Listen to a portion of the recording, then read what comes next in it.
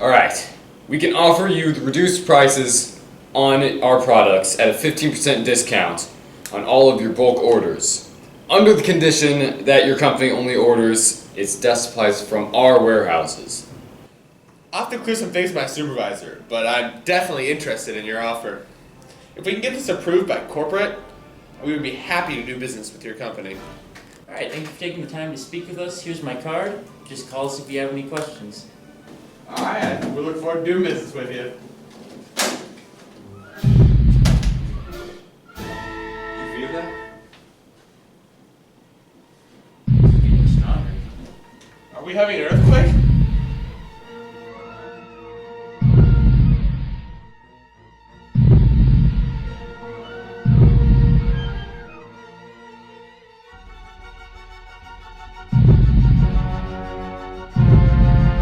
Look! Over the building! What is that thing?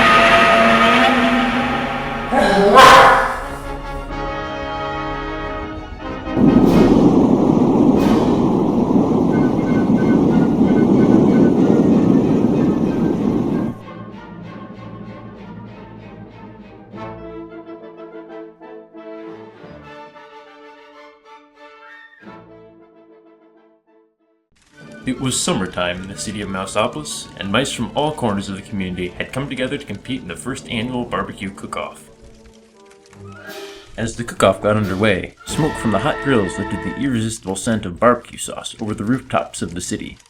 A gentle wind carried the mouth-watering smell into the distance, right over top of an ancient crater. Before long, a strange and mysterious sound was heard. All at once, the volcano began to tremble. And suddenly, up from the very depths of the earth came the most terrifying creature ever known to mousekind, the dreadful Dogzilla. Immediately, soldiers were sent out to stop the mighty beast. Their heroic troops were led by their brave commanding officer, the Big Cheese. Alright, you old flea bag. Squeaked the Big Cheese.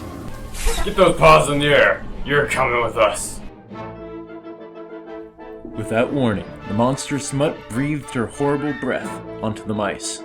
Doggy breath, run for your lives! Screamed the soldiers. Hey, come back here. What are you, men or mice? Shouted the Big Cheese to his troops. We're mice! You're right. Wait for me. The colossal canine followed the soldiers back to Mussorgsky, licking up all the food in her path. Afterward, Dogzilla wandered through the city streets, doing those things that come naturally to dogs.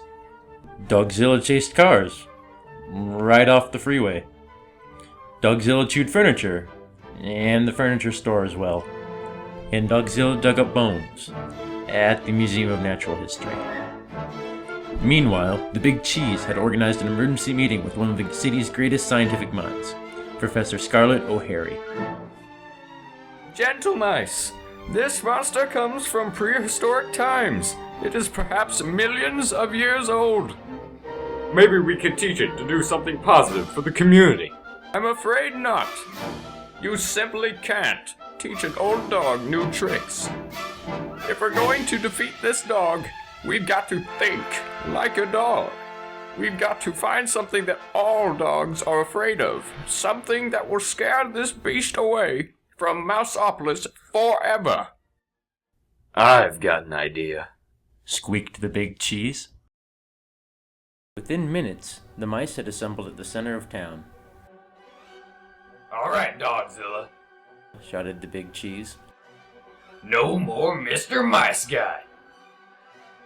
It's bath time. Suddenly, a blast of warm, sudsy water hit Dogzilla with tremendous force. The panicking pooch let out a burst of hot, fiery breath. And the chase was on. The Big Cheese tried to catch up to the hot dog with all the relish he could muster. Dogzilla hightailed it out of town and back into the mouth of the ancient volcano. Well, I'll be doggone. Squeaked the Big Cheese. It worked. With the horrifying memory of the bubble bath etched in her mind forever, Dogzilla never again returned to Mussorgsky. Within a year, Mussorgsky had rebuilt itself, just in time for the second annual barbecue cook-off.